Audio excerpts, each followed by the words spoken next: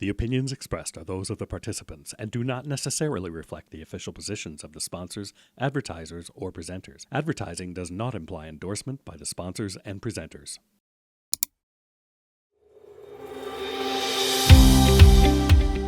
Hey guys, and welcome back to Lighting Controls Podcast. We have another fantastic episode for you today and a fantastic guest who also happens to be a member of our council. But before we get into all of that, let me take a minute to remind you today's episode is presented by the LCA, the Lighting Controls Association, and also now Light Fair. We're excited that Light Fair is back after its little hiatus, and we look forward to seeing you all in the spring. And it's financially supported by the National Association of Innovative Lighting Distributors, or NAILD. Check out our website, lightingcontrolspodcast.com. We've got all of our episodes, a lot of information on various things like the council that Ron mentioned, and additionally, the new certification through NAILD that we're working on that's going to be happening in 2025 at Lightovation. You should check it out if you're interested in learning more about lighting controls. Additionally, want to give a huge shout out to our sponsor, MW Connect. You may have known them as McWong. They are now MW Connect. Check them out, mwconnect.us. They've been in the industry for 40 plus years now. They really know their stuff. They want to get involved. They have support here in the US, ready to go. They're a really great Bluetooth mesh solution for your projects if you're looking for something that really gives you that edge with wireless control capabilities. So again, check them out, mwconnect.us. But until then, let's get into the conversation. So today we have Nathan. Nathan, you've been on their show before, but for those who haven't listened to your episode from before, do you mind just giving us a quick breakdown on who you are and what you do? Yeah, of course. Guys, thanks for having me back. Glad to be back. I'm Nathan Williams. I work for a local manufacturer sales rep firm, CW Lighting, out of Houston, Texas. I've been here. We used to be Edwin Jones' company, at least the ones of us from the control division. We merged with them back in 2019. I've been with them since 2015. So I've almost been here for 10 years in Houston. Prior to that, I got in the industry from, kind of performance and touring background back in '07. Started out in the install department, and I just kind of worked one-offs as the kind of dimmer beach backup guy, because I was the guy with the ETC certification. So who are you going to stick with your portable ETC dimmer racks? That would be me. Right. So, who better to run your dimmer beach than a guy with a ETC certification? So, so I kind of hopped around a little bit, worked with a couple of ETC dealers, worked with Mainstage, great company. And so, worked on my own as an independent technician for a couple of manufacturers over the years, and closed shop to move to Houston so I could stop traveling. I just got tired of being on the road all the time because, Sure. the guys that know, 85, 95% of the year of travel, that's some wear and tear, and I'm married, so I can't do that anymore. But bless all those technicians that can still do it. And my hat's off to you guys.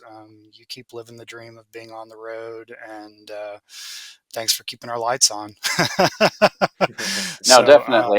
Yeah, that's me. Really appreciative of those technicians, and that's part of the purpose of our council, is to really provide support for those people. So, they really do a lot for the industry. So, but with your experience and everything, coming from a background of entertainment, there really is a lot to dig into with the architectural side. And there is. Part of the impetus to this conversation was stuff you were digging up on NEC, the National Electrical Code. And so I'll open it up to start on that topic, because it's really fascinating, and we don't get a lot of people who are willing to talk about emergency National Electric Code. Usually people who are on committees or councils. So really curious, there is an interesting change that has happened. Yeah, so I'll preface this. This is coming from me, not CW Lighting. As a rep firm, we have to tread lightly. I'm not a professional licensed engineer, so I'm not an expert by any means, but I do Hmm. serve as an application engineer. So I spend a lot of time dealing with emergency systems with my company, and I look at engineering drawings day in, day out. And so we work with our engineering partners in the field because that's what they are to us. They are our partners. But something unique happened a few years back when NEC went through a couple of changes. And if y'all will remember, used to you could see occupancy sensors in electrical rooms, right? Do y'all remember the days of seeing that? Yep. And that was fine and dandy, but at some point, then those kind of went away. And it happened due to some more um, precise verbiage that was brought forth in NEC's code. And that code is NEC 110.26D, titled Illumination. And the way the code reads, and I'm just going to read it verbatim because it's become very Sure. powerful. So it says, Hmm. illumination shall be provided for all working spaces about service equipment, switchboards, switchgear, enclosed panel boards, or motor control centers installed indoors. Control by automatic means shall not be permitted to control all, that's the key word, Mm. all Hmm. illumination within the working space. And then it goes on to say additional lighting outlets shall not be required where the workspace is illuminated by an adjacent light source or as permitted by 210.70A1. Exception number 1 for switched receptacles, talking about controlled loads. So it used to be a little less to the point of you could not control all this.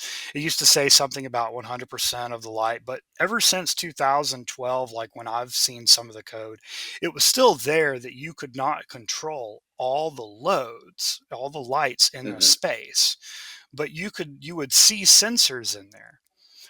In Houston, what ended up happening is occupancy sensors went away, and somehow we ended up with automatic, I'm picking my words here very carefully, automatic timer switches being installed.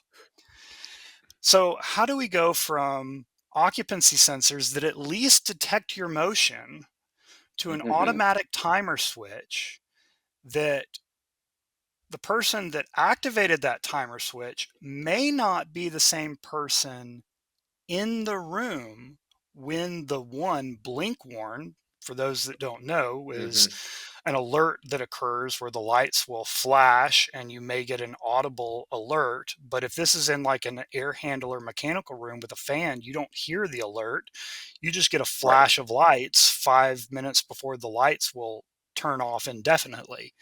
Well, if you're not in lighting controls, for all you know, the lights just flashed at you and you thought it was a power blow. Yep. So you don't Yep. understand what just happened Right. and that you need to go either hold the button or press it again to extend the timer. So you don't understand what this blink warn was, and you're about to be Right. put in the dark indefinitely. Yep. So how Well, do and I we think go that from no controls this to is a timer switch?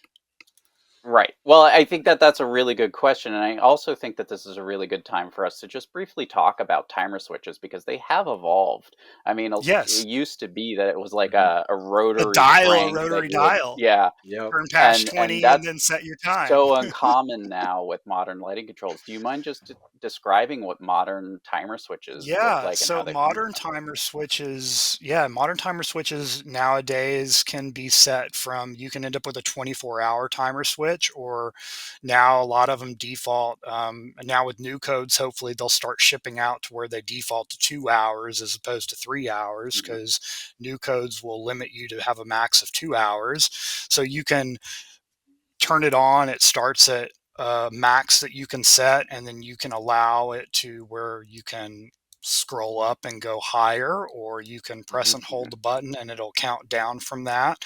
So you can change it to a variable timer from the max of whatever you set it to with just a couple of settings to a lower timer, and then it gives you audible alerts like the blink warn, and it will also flash the lights 5 minutes before the timer goes out. And when you get that alert, most of the time it's you go and you press and hold that button, that same button, for like 5 seconds, and the timer will start over.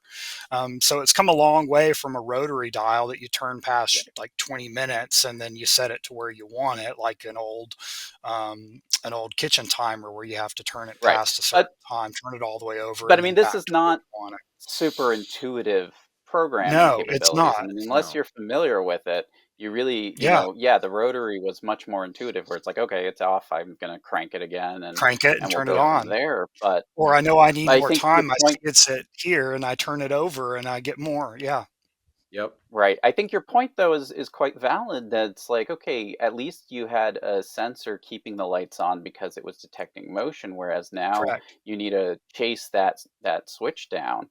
And Yeah, again, if you're unfamiliar with how to work with it, you might just think, okay, I'm going to hit it again and that'll be it. but no, So you I turn the think, lights off when you do that. Yeah. right, right. So, I mean, ultimately, this is a real weird transition to go from motion sensors to timer switches. I do kind of understand to a degree that it's like, okay, you've got fewer devices. Yes. But, I'm Sure. also familiar with engineers who would say, oh, well, this is a safety area that I'm not going to put any automated controls in because I'm going to make the statement that it's a safety concern if the lights automatically shut off, even if it's a Right. false trip. Yep. So, but, so what have you kind of found in looking into like why are you Yeah. seeing that happen now? So some of the conversations, the closest that I get is when I'm talking with commissioning agents with the engineering firms. And the way they see it is, well, if you're the one that pressed the button, then you have a sense of time. And I said, yes, but what if you leave and someone else comes back Right. in? Right. They don't Yes, but. go looking at why the lights are on. They just go about their work, because I know Yeah. I don't look at what's keeping the lights on. I don't look to see if it's a regular toggle switch. And Yep. then my hands are in a live panel, maybe because I may be doing hot work. I might have a hot work Yep. permit and I have the panels covers Hmm. off, and I may have all my arc flash gear. But if I'm holding tools and then the lights turn off and it startles me and I Yep. drop it, I could be causing an arc flash at that point. And that's Yep. a very dangerous So and potentially deadly scenario at that point that we're just talking about. briefly, do you mind describing what hot work is and an arc flash? Yeah, so hot work would be any time that you are doing electrical work where you are not de-energizing the Mhm. circuit, the panel, and you have that panel cover removed, Mhm. or you are working on that circuit live and Mhm. energized.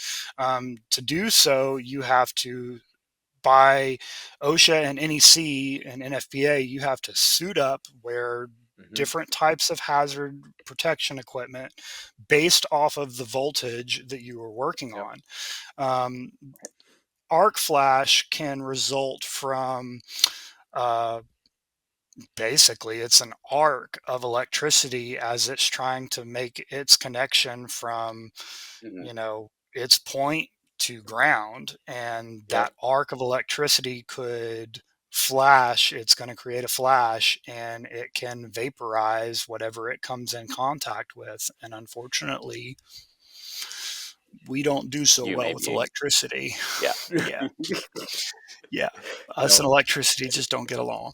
So Yeah, and if you've yeah, never so seen an arc flash video, they are for anyone who's listening. If you've never taken the time to see yeah. one of those, they are absolutely terrifying when a panel board arc Hmm. flashes. Yeah, Right. yeah, or just watching like the arc flash of just like a the electric lines of just those Yeah. breakers opening up.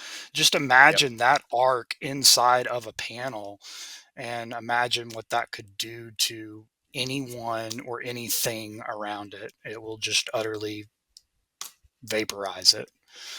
Yep. So we don't want to. We don't want to.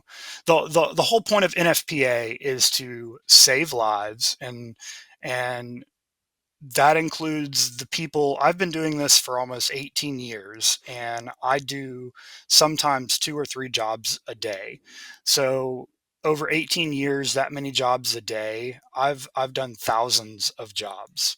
So I have met a lot of electricians, several of which that I call my friends. So I'm not doing this as um, I'm not at war with anyone. I am Mhm. on a campaign of education to protect my friends' lives.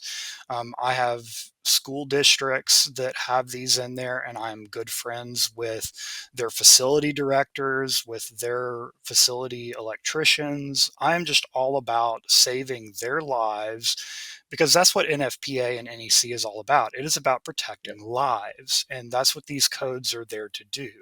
So I am not out to correct any wrongs. It is about correcting misunderstandings with the code and Yep. just making sure that the code is understood. So no one has made any direct mistakes by choice. It has been, there have been misunderstandings, and things have made it through plan check Hmm. that shouldn't have made it. And I have spoken with commissioning agents, and as soon as you say it and ask the questions about, well, if you walked into the room with the lights on, do you check to see why the lights are on? And they say no, and it's like, wow, that's a Yeah. good point, because that could be me. And it's like, exactly, Right. that's why this shouldn't Yep. be here. But I said, if you make just one of these a nightlight, then you're within code according to what we just read. We just don't have to automatically turn off all of the nightlight. I'm not saying the timer switch can't be there, because NEC's thing on automatic controls, because their NFPA link little additional information says automatic lighting control through devices such as timers, occupancy sensors, and similar devices is not prohibited, but a manual means to bypass the automatic control is Hmm. required. Or Right. you just have a night light. The other thing that I've even said is, what if you took a UL 924, which is, and I'll define that a little bit later, but a transfer shunt device, but just for the sake of Yep. those that already know what this is, a UL 924 device, and say when the lights turn off, what if you repurpose one of these emergency UL 924 devices? When the timer goes off, it turns on a nightlight. Mm. So that way the Yeah. I mean, nightlight is that's a alternating very based creative on, use of UL 924 devices for sure. But I mean, it does kind of meet that criteria that you listed out of not all exactly, lighting turns off.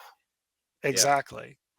And you're not, and that way you're not always necessarily burning a nightlight. The nightlight does Right. turn off at times when you're not necessarily needing it. So there's ways around it. Yeah. Or put occupancy sensors, and this is where I really want NEC to kind of consider things, is add additional verbiage to this, to where, what if you were to require occupancy sensors to be installed 2 feet above every panel door? Right. As opposed to covering the whole space, no, cover each Hmm. working panel and Yep. then still require a nightlight. And then that way you have ultimate protection for the occupant in the room that will maintain that light.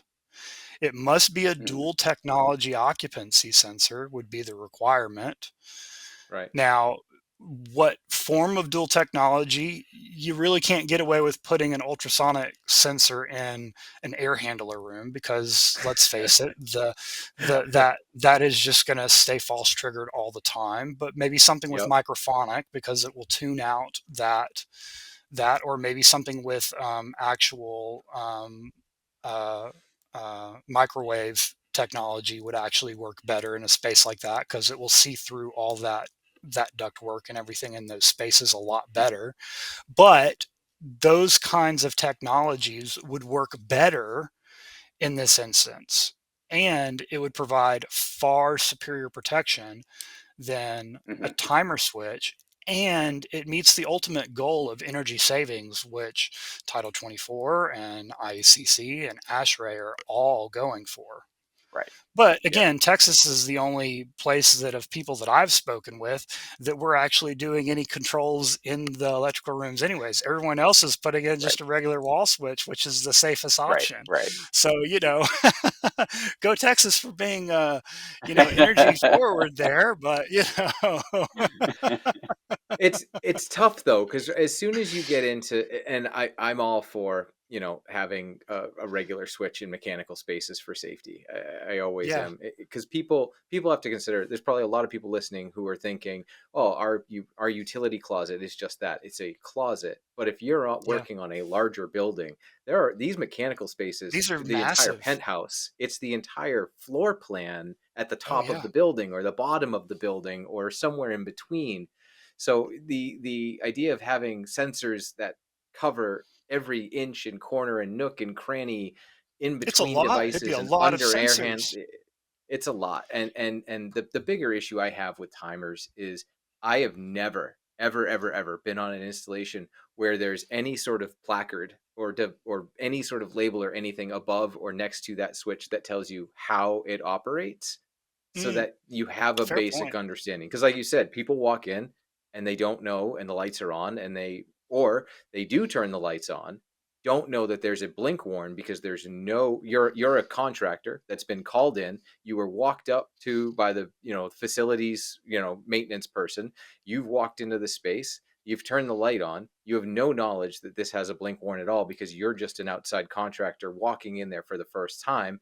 The lights blink and you think exactly that. The lights just blinked, no big deal. And then they go off on you because there was nothing stating to you at the door that, hey, this is how this system operates. And that's always been my issue, except for the rotary dials. That's Yep. always been my issue with timer switches, is that no one ever documents them. So anyone who's not familiar with the facility has zero idea how they work. Oh, perfect example here. I've been doing this, I said, almost 18 years. The other day, I was in an electrical room with my company's primary line, and I didn't realize there was a timer switch in there, and a blink warn came about. And I was like, whoa, the lights turned off. I wonder what that was all about. And I just kept working.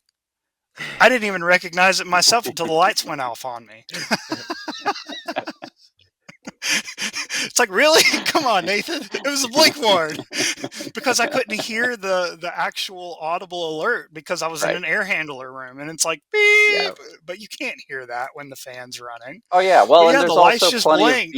beeps and whirs going Yeah, on that there's have all nothing to kinds do of with things. lighting. Yes, exactly. But I didn't even recognize it, and I've been doing it 18 years. Do you think the layman's going to actually recognize, like, Right. oh, that's Or an alert for me to yeah, go check the lights? right. No, They might just be like, "Hey, the lights aren't working anymore. What's going on?" exactly. Exactly. So it's one of those things that I think needs to be reconsidered, and I've always been told that manufacturers drive code change. I think in these locations that if they want to drive energy code still, I still think that there is a place to use occupancy sensors and even UL Sure. 924 transfer devices to to handle this, um, and make some money on it, and actually have controls doing this kind of thing. Right. And it can be better written. There needs to Yeah. be a detail for this. There needs to be a drawing put out by Well, I think NEC to show recommended versions of how to right. do Well, this. but the other thing that, we're seeing more and more widespread adoption of is using sequence of operations, which is a Yes. Yeah. documentation format saying this is exactly how I expect this to behave. And so hopefully if somebody's putting a timer switch in these rooms, they're documenting it and saying, okay, this is what the timeout condition is going to be. This is what the blink out condition is going to be. The blink warn condition is going to be. Hmm. And additionally, if they want to do like custom sort of setups, they can dictate that in the sequence of Mhm. operations. But I think that is a good example of where sequence of operations is really essential, is where it's not just, okay, this switch is getting thrown in for no reason whatsoever, but it's getting thrown in because we have a unique condition that needs to be addressed. And Hmm. the fact that we're not there yet. We haven't seen widespread adoption of sequence of operations yet, but Yeah. we are seeing it growing, and so hopefully we will see better documentation in the future on these sorts of projects where they are using these kinds of devices. But onto the topic of UL 924, I mean, let's get into that, because that's another thing that a lot of people shy away from, especially in our industry when they're not an engineer of record, because it is a unique application. So just for our listeners to understand it a little bit Yeah. more, do you mind explaining how UL 924 works? Yeah, so to explain UL 924, you also have to understand its counterpart UL 1008. So Yeah. UL 1008 is typically the very beginning portion of your emergency system. UL 1008 is your automatic, known as your ATS, or your automatic transfer switch. That has to be rated max at 1,000 volts. And what it does, the simple way of saying it is, the difference between the two is, are you transferring from Mhm. one source of power to another source of power, or is your emergency source always on? If your Right. emergency source is always on, then you can use a UL 924 device. Um, if And your always on, emergency, just to jump in here, yeah, always on just means, yes, like, thank you. are you getting generator power or inverter power or Inverter some other power, yep, Right. source that's maintaining that power when there's a loss of power? And so correct. that way, the 1008 transfer switch forces over to the other The not form of always power, so that on, you the never normally see, Yes. you off. never lose that power. Yeah. Yeah. Yeah. So the normally off emergency power, like generator power that first has to spin up and transfer Right. over, would be a 1008 BC ELTS, a branch circuit emergency lighting transfer switch, which would be a smaller version of Hmm. the main transfer switch that would then take the generator power and transfer it Mhm. over to your branch circuits in the field. Once that generator is spun up, and it would take it and transfer it off of the normal circuit. Um, Functional Devices, on their website, they published a great little way of stating it. And while both devices perform the same function, there is a distinction that can be confusing at times. In short, a UL 924 device is typically needed to bypass a control or override dimming, and a UL Yep. 1008 device is needed to switch an emergency lighting load from one source to another. And I will add, to prevent inadvertent connection of the normal and emergency sources. Yeah. That little Yep. bit I'll add there is coming from the code itself from NEC. So I think Functional Devices kind of nailed it on the head of Hmm. what the difference is between the two. So a UL 924 is not necessarily just a single transfer device. A fixture itself, or directly controlled luminaire, if it meets the Yep. criteria, can also be listed as a UL 924 device if it bypasses on off and dimming. So it's got to Mhm. be able to do all those things. Then it can be listed as a directly controlled device. So, Right. or it has to have its own device on the outside, which would be like a bypass shunt relay, which most people just know as an ALCR, automatic load control Yep. relay. So that is your Hmm. typical UL 924 as an ALCR. Um, so using an ALCR the in the scenario that we were talking about earlier, I think would be a great thing. Um, Well, and I think, I there's a lot of creative uses for UL 924 Yeah, devices. They are Oh oftentimes yeah. there are. reserved for emergency purposes. They But are. really, I mean, what it is it's just detecting a loss of It is. power and It's a then Yep. normally closed overriding. relay that opens up, or really Right. closes. It's Or, normally well, closed relay that normally closes. open. Well, it's a little bit more complicated than Y- just that. But Yeah, basically, it's yeah. It's a controlled creating. normally closed Yeah. relay that yeah, it's a controllable normally closed relay. Yeah. It's a contactor But that's normally yeah, closed. well, for the Yeah, control signal, for sure. for the control signal. For the Yeah. power itself, so let's say, for instance, Yeah, a it gets 0 to 10 fun. volt application. You There's that have a part. normally closed relay. that opens when there's a power loss, so that there's no 0 to 10 volt signal being sent to the fixtures, so that way they go to full output. Yeah. But there is also a normally open or a switched relay that then closes to ensure that power is being delivered to the fixtures as well. Because if there's switching controlling these as well, such as in a 0 to 10 volt application where you're only dimming to 10%, you do need to make sure that there's power running to those fixtures. So under emergency conditions, it's a great resource, but its applications are actually quite widespread outside of that unique condition. So, in this instance where you have a sensor, you definitely could have it be so that it's functioning opposite to how you would normally do it, and it doesn't even have to be connected to a 1008 relay or a Yeah. transfer switch. It can just be connected to the normal power, and it's just when you switch that normal power off that the lights turn on under the ones that are controlled by the UL924 relay. Yep. Yep. It's like the other interesting thing that came about is UL1008 is the one that took the biggest change because of how some of the verbiage changed with NEC and the interpretations of that 1008, how 1008 devices are now being more widely seen in the industry, or now being called upon. And it has to deal with how, without really reading all the code, but it's the interpretation of how you have to have, if you have a single source in a space. So, like, I'll take an electrical room or a stairwell, and those are typically fed by an emergency source. So, I have a single source. Now, in this case, that would be everything in that room is now an emergency fixture.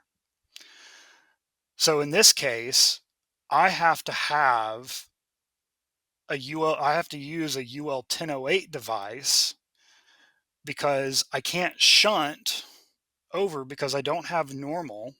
I'm not bringing in a normal sense feed because I have to transfer power, because I cannot just have a failure and not have a fallback. That's what it comes down to, is if a breaker trips, if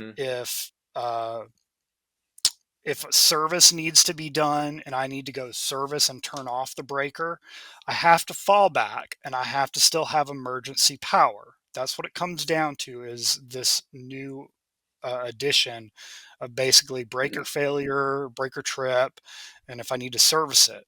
Well, the problem is unfortunately, because NEC has not brought in some new terminology that defines, it still only reads as emergency power, emergency source, and normal source. But it doesn't help answer the question, what if you only have an emergency source room? Well, now you should have a primary emergency and a secondary emergency. Whereas in this case, your emergency primary is also your emergency sense feed. It's it's now your normal sense. So when you lose a normal emergency, your secondary emergency becomes your regular emergency in this case. And then if you dig deeper into this, if you really go down and unnest this nasty little thing, is they should be on two different phases. Because what if you lose a phase? Then you're going down the form of, well, if the breaker tripped, okay, well, what if I lost the phase? Okay, now what if I lost the panel? Should they be fed from two different panels if that's possible? And if you think about this from the application of healthcare, well, yes, it should be in two different panels. Should one be this? What should be from here? So that way you can turn off the breaker and then it flips over to your secondary emergency and you still have emergency lighting. So unfortunately, what we run into is, because NEC has not defined it yet, and has not done a typical wiring diagram, until that is done, manufacturers cannot do wiring diagrams showing and using such Mm, terminology that I mhm. just Right. came up with. Like, there is no Yeah. primary emergency Yeah. source and Yeah. secondary emergency source. Until NEC defines them, they don't exist. Until it is published by NEC, engineers can't use it. So therefore, electricians don't know how to wire this room scenario that I just gave you. It's background conversations that we have to have with Mhm. them about, this is how it should be. Don't pull a normal power to it, because normal power will never go off to a room that is being fed by emergency power only. Right. Mhm. This is what I'm pleading with NEC about fixing. Because they Yeah. introduced this portion about how 1008 and how emergency should work, engineers are now requiring us to provide them with a UL 1008 device for these spaces, but there's no detail on how to wire it. Yep. And they can't adequately ask us how to wire it because NEC hasn't defined terms that actually say, yes, bring two emergency sources here. Yep. Yep. Because it Mhm. clearly says in the code, one has to be a normal and one has to be emergency. Yes. Yeah. So it's And if your like, brains don't hurt yet, yeah, exactly. right? Like that's that. Exactly. And Like, this we've is the stuff we talk about at work that's just yeah. like, oh my gosh, and we would love to help you, Mr. Electrician, but we're not licensed engineers. Even though we Right. understand it, Yeah. Yeah. Right. I can't put And it th- in writing for you. and we've talked about it so many times on the show too, that you Yeah. have to pay attention to the code that's being used for your specific project based on when the job was specified and Yes. everything else, because that code dictates which, NEC code you're on and what the rules and regulations are, just to complicate it even more. And then you start throwing in, on top of Nathan's examples, the ideas of theaters or spaces where your normal load is allowed to be turned off, and how you deal with that with transfer devices and sense feeds. And it just adds even more complexity that the electricians don't understand, especially when you get into dimming through Oh 924. gosh. And because you have to make sure you have the correct 924 device that will accept a dimmed load and go to zero for normal and not just dump out on you. It just adds a whole another layer of complexity. And unfortunately, there's so much to it that a lot of the electricians do tend to get a little confused and do need some handholding. And there's nothing wrong with that, right? That Yeah. this is not their specialty, right? But they're the ones that are then tasked to install these devices and make sure that it works, with sometimes not the greatest information provided to them. And that's where, like you said, it really is more about education than anything else, right? No Yeah. one's out there trying to intentionally harm anyone. It's No, it's a not at lack all. of communication and education. And unfortunately, these guys have enough to deal with that's really not their primary job. They shouldn't have to be the one figuring this out on site. What I would love to see is NEC approaching, as far as like theatrical dimming. I would love for them to see our market leader dimming companies and ask them to sit on Mm, their panels Mhm. as subject matter experts, and yeah. actually approach our lead manufacturers and ask them to review and and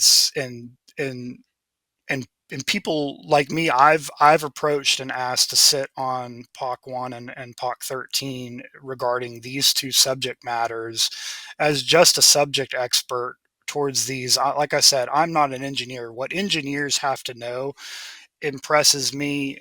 Just to sit for that license, just there's so much. Yeah. Just going through NEC and reading the code, there's just so much of it. But I can specialize in lighting controls and I Hmm. can know what I need to know. And I can tell you it's just a lot just in itself. So to NEC, let us help you in these little Mm. gray areas. You guys rely on engineers for calculations and stuff like that, but we think about this kind of stuff day in, day out about like, how is Yeah. this supposed to work and this scenario is supposed to work? Because Right.